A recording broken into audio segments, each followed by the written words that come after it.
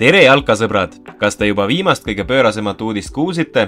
Al Hilal on PSG-le teinud 300 miljoni euro suuruse pakkumise Mbappe eest ning mehele tahetakse lausa 700 miljonit aastas palka hakata maksma.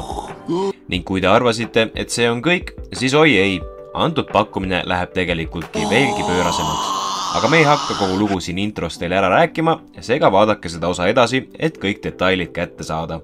Lähme asja juurde. Eelmisel nädalal meistrite liiga esimeses eelringis Poola meisterklubile Czestochowa Rakowile alla vandunud Tallinna FC Flora jätkab nüüd mängimist Euroopa konverentsiliiga 3. eelringis, kus kohtuvad augustis kas Rumeenia või Armeenia meistriga. Esmaspäeval loositi välja konverentsiliiga 2. eelringi paarid ning selgus, et Flora kohtub eurosarjas kvalifikatsiooniturniiri raames kas Rumeenia meisterklubi Constanta Faruli või Armeenia meistri Jerevani Urartuga. Flora jaoks on võõrsil mäng 10. augustil, kodus võõrustatakse vastast 17. augustil. Kumma meeskonna vastu oleks Floral suurem šanss? Anna meile kommentaarumis teada. ESPN-i jalgpalliekspert Shaka Hislop kukkus otseülekande ajal kokku. Hislop analüüsis koos stuudiokaaslasega Dan Tomasega Madridi Reali ja AC Milani vahelist algavat sõprusmängu, mis toimus Californias. Hislop hakkas üks moment tuikuma ja mõni sekund hiljem kukkus ta kokku. Tema kaasanalüütik kutsus momentaalselt mehe juurde meedikud. Veel ei ole täpselt selge, miks jalgpalliekspert kokku kukkus. 23-kordne Türgi meister Galatasaray teatas, et meeskonnaga liitus ründaja Wilfried Zaha. Transfermarket hindab Zaha turuväärtuseks 22 miljonit eurot.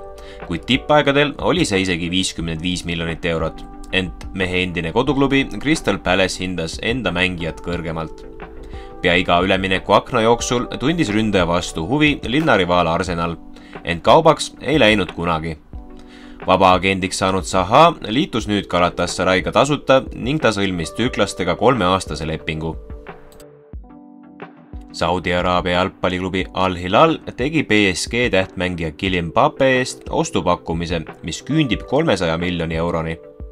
Teisipäeval teatas tuntud jalgpalliajakirjanik Fabrizio Romano, et 18-kordne Saudi Araabia meisterklubi Al Hilal on teinud PSG-le ostupakkumise, mille koguväärtus on 300 miljonit eurot ning ühtlasi oleks see läbi aegade suurim ostutehing. Lisaks kõigele sellele teeniks Mbappe aastaga 700 miljonit eurot palka ning tal oleks väidetavalt pärast aastat vaba voli liituda Real Madridiga. Kuidas teile, sõbrad, tundub, kas Mbappe peaks aastase põike Saudi Araabiasse tegema või tasuks tal siiski kohe lantida üleminekut ikkagi Real Madridi? Jagage oma arvamust meiega kommentaariumis. Pühapäevase Tallinna Flora ja Narva Transi kohtumise ajal läks kohtumist vaadanud Nõmme Kalju ründaja kaklema piirilinna meeskonna fänniga. Intsident juhtus kohtumise 38. minutil, mil Flora oli Transi vastu 0-3 kaotusseisus. Kaamerapilti jäi 10 sekundit, mille vältel pealtvaatajana matši nautinud Aleksandr Volkov ja piirilinna meeskonna fänn jagasid omavahel rusikahoope. Tõsi, Kalju ründaja täpsus rusikaga oli sarnane tema tänavuse hooaja jalale, ehk enamik löögid läksid sihtmärgist mööda.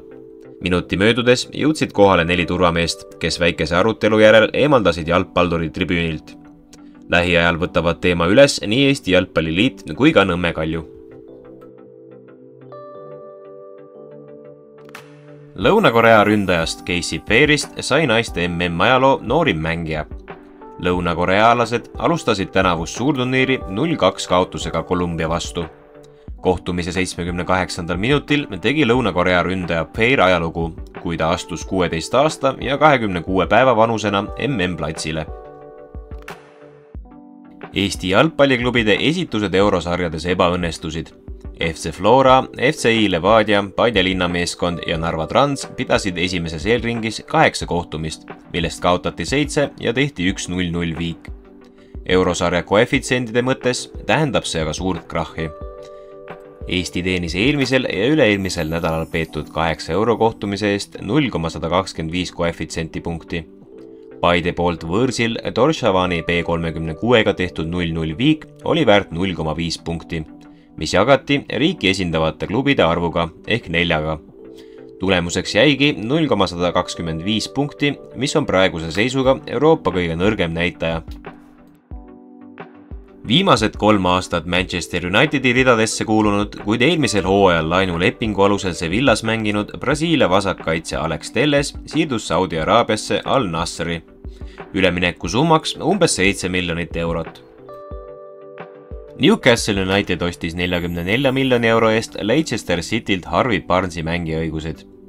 25-aastane inglane sidus end kirde Inglismaa klubiga 5 aastaks pärast seda, kui tema koduklubi Leicester City, mille akadeemiast ja süsteemist ta läbi tuli, langes Inglismaa kõrgliigast välja. Aitäh meiega taas olemast ning kui sulle see video meeldis, siis nagu ikka olete oodatud seda laikima, kommenteerima ning share'ima. Oleme juba paari päeva pärast uute põnevate uudistega tagasi ning et kõik meie episoodid ikka nähtud saaks, siis klikka ka meie kontol seda subscribe nuppu. Näeme peatselt taas!